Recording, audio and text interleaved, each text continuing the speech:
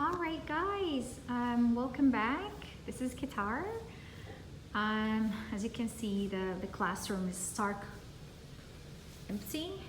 There are no, well, the chairs are there and there. Well, the tables as well. Hopefully we're gonna be able to keep the classroom next year. I made the request, hopefully they're gonna accept. So that's my corner.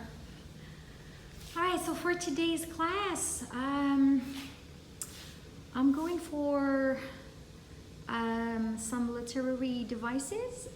Today we're gonna cover metaphor, simile, analogy, hyperbole, allusion, euphemism, paradox, oxymoron, satire, alliteration, imagery, and finally irony.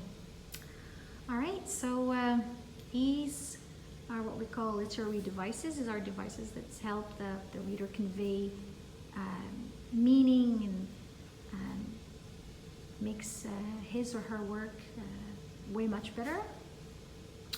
All right, so I'm gonna move on here to, okay, here we go. So here is my slide that I prepared for you. Literary devices. All right, so let's move on. Allegory. It's a work that symbolizes or presents an idea or event. So for example, the work done by George Orwell's Animal Farm, it's a very famous work. He actually wrote a novel using animals, but the idea here, the characters used in that novel are actually representing real people and key figures in the movement. So there's that. The next word is metaphor. So a metaphor is a comparison of two ideas, events, objects, or people that while you're not actually using like or as. Is as nice as blah blah blah. We don't do that. So basically you're just saying he is or she is, and then you basically add the comparison. So for example, she's my sunshine. He is a drama queen. Right, and then we have a simile. So what's a simile? A simile is basically a comparison between two objects, events, or people that use like or as. So basically it's like what we have seen earlier, a metaphor, but a metaphor does not use like or as, a simile does, right? So for example here, William Wordsworth in his poem, Daffodils, he said, I wandered lonely as a cloud. This is a very famous poem that I hope we can cover one day. So lonely as a cloud is a simile because we have as, right? Then we have analogy, right? So an analogy basically is a comparison in which an idea or a thing is compared to another thing that is quite different from it.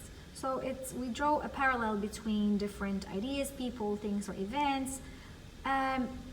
Again, metaphor, we have just seen metaphors and similes, where both of them are actually tools used to draw an analogy. So when you want to use analogy, you actually use metaphors and similes.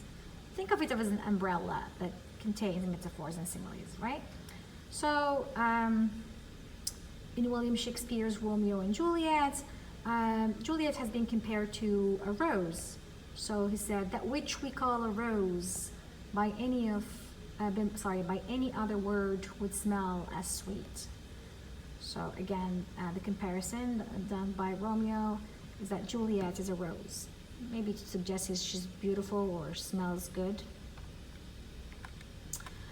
Then we have hyperbole.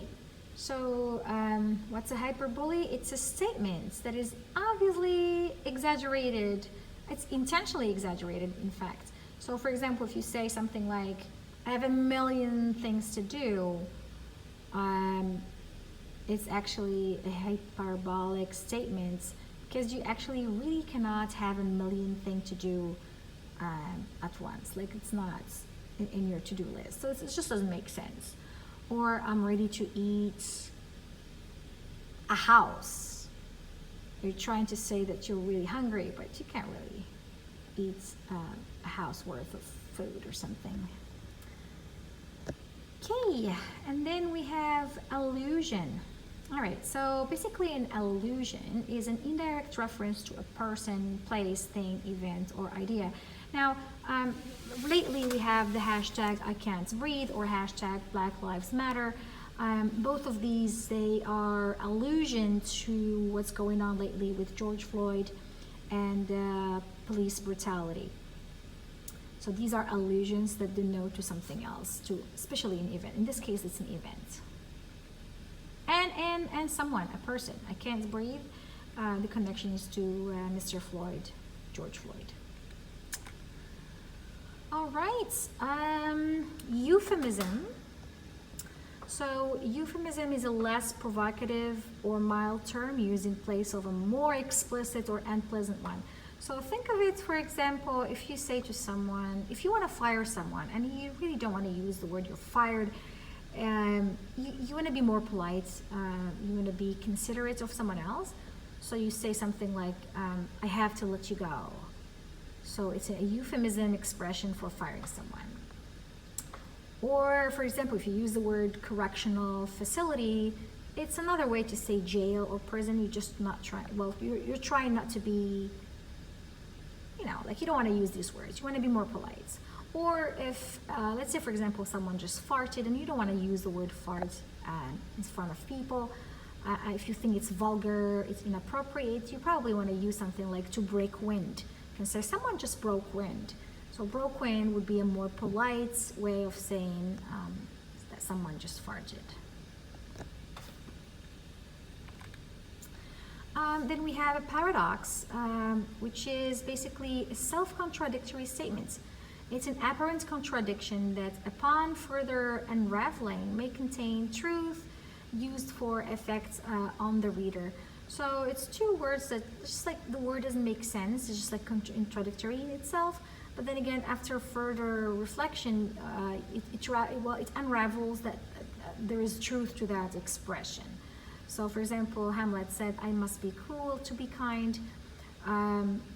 It just doesn't make sense, cruel and kind. But then again, sometimes in certain circumstances, you've got to be cruel for you to be actually kind. So the bottom line is kind, but sometimes you seemingly are cruel, but in fact you're not.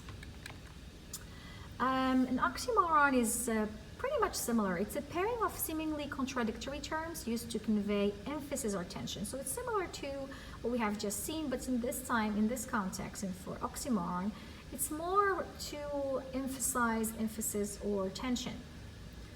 So for example, a fine mess doesn't make sense, right? Next, we have the satire. That's my favorite device. It's a phrase or entire work that uses irony to critique behaviors, events, people, or vices. A technique employed by writers, I would say a lot of comedians, they use that device to expose and criticize foolishness and corruption of an individual or within a society or a government by using humor, irony, exaggeration, or ridicule. So again, Animal Farm is a work of satire. They're criticizing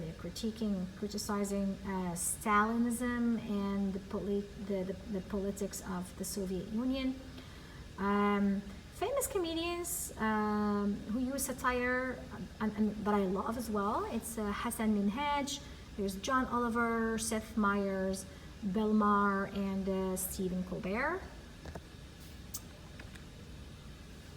And then we have alliteration.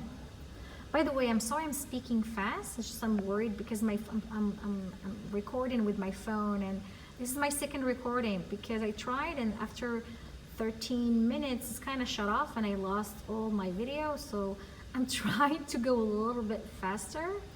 So alliteration is a stylistic device, the repetition of the same or similar consonant